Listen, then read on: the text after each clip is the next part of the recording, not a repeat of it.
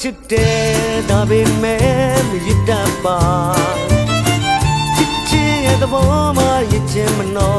ခြင်းလို့ပါရင်နောက်ပွဲတပင်မှာချစ်ငတ်မပြောပိုက်နိုင်ပါလွတ်လပ်ခြင်းဟာငတ်တို့ရဲ့သဘာဝပါရင်နောက်ခြင်းဟာသမှုတရားသစ္စာ